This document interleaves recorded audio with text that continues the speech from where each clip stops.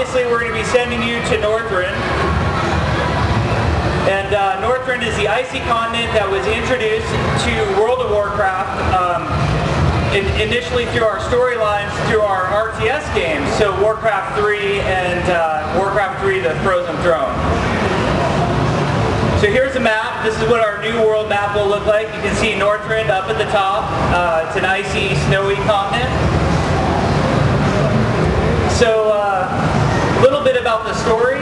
Obviously the reason that the Horde and Alliance in World of Warcraft are traveling to Northrend is because Arthas is the supervillain of Warcraft, and Arthas resides up in Northrend, and he's luring the Horde and Alliance to him because he wants to create new super villains to fight on his side. So we're going to tie Arthas and the lore of Warcraft heavily into this expansion and let players interact with Arthas right away in the expansion.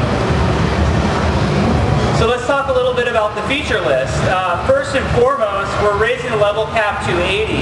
So we find that our Warcraft players, the thing that they want more of is the WoW that they've known to come to love, basically. So more quests, items, dungeons, all sorts of Warcraft, just more of the game that they've already known.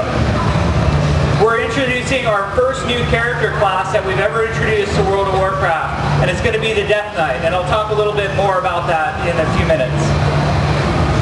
We'll also be introducing for our PvP players siege weapons and destructible buildings. So what fun is it having siege weapons if you don't have something to blow it up with?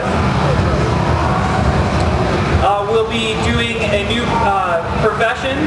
Last expansion we introduced jewel crafting.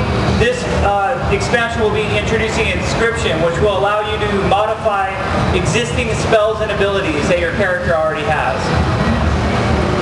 And of course, like I mentioned before, many new zones, dungeons, items, and creatures. Let's get a little bit more in depth. And new character customization options. Specifically, those will allow you to change your hairstyle, and will give you new dance options for your characters. It's one of everybody's favorite things in WoW, is getting in, changing the way their character looks, and how they move. So we'll let you customize some of that a little bit. Revealed so far. Northrend's going to have multiple points of entry. This is something we did not do in the Burning Crusade, and we wanted to do in Northrend to give a player a choice right away. For those of you who are familiar with the Burning Crusade, everybody went to the one zone originally. All players, Horde and Alliance, went to one area. For Wrath of the Lich King, we're going to give you two zones to pick from, both vastly different in quest and storyline, and you'll also have the option of traveling between those zones. So you're not forced to do one or the other, but you just have a lot of choice. The first zone, which is playable here, and there's lots of computers open for anybody who wants to try it out, is called Howling Fjord. And we'll show you a little bit of Howling Fjord. We have some concept art. As you can see, we're avoiding making the zones all snowy and icy, so we've come up with a lot of different looks.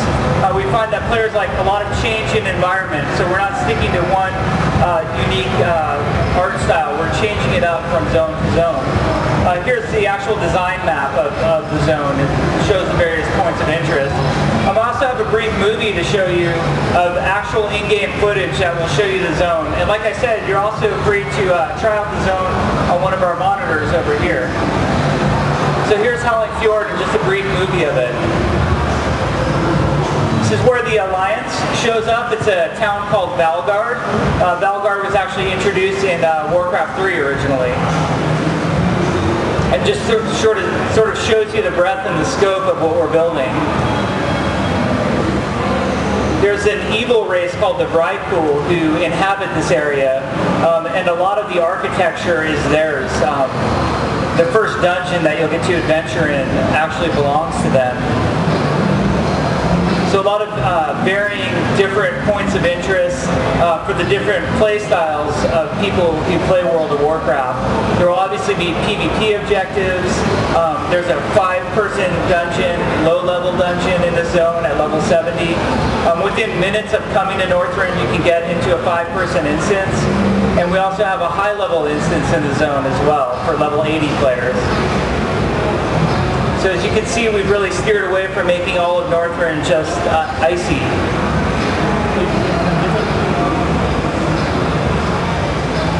Kind of an evil, foreboding area that the Vrykul have inhabited that you're seeing. They have a very Viking style to them.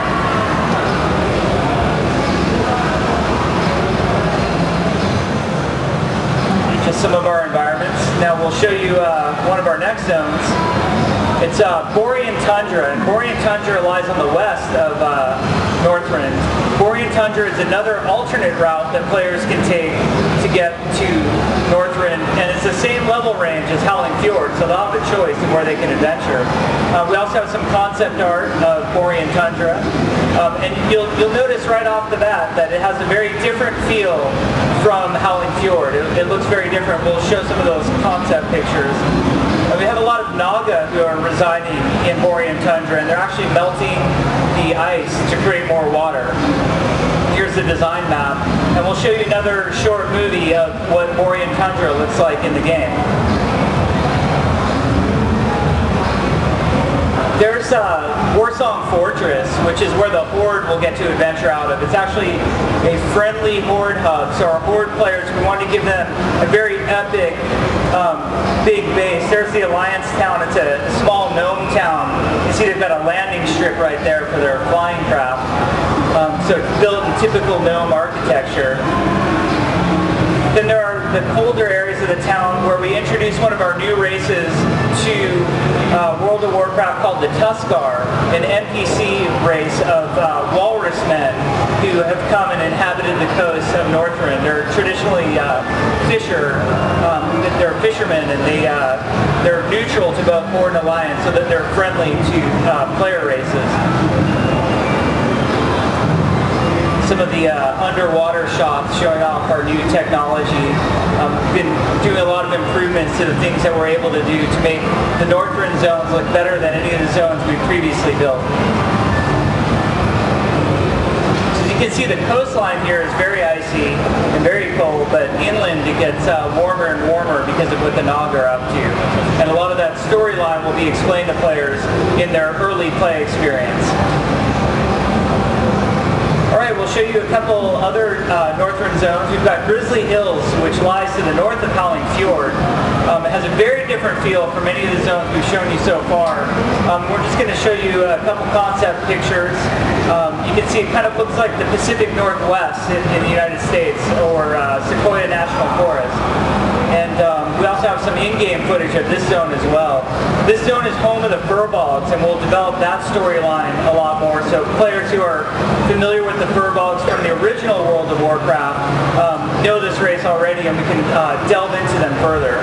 We'll show you a little bit of our zone in action. So as you can see, it's a very deep green forest with large redwood trees. A lot of interesting stuff going on in this zone as well. We bring back the Venture Company, which World of Warcraft fans from the original game will know very well from Stranglethorn Vale. They're the goblin multi-racial group that's sort of deforesting the lands of Azeroth.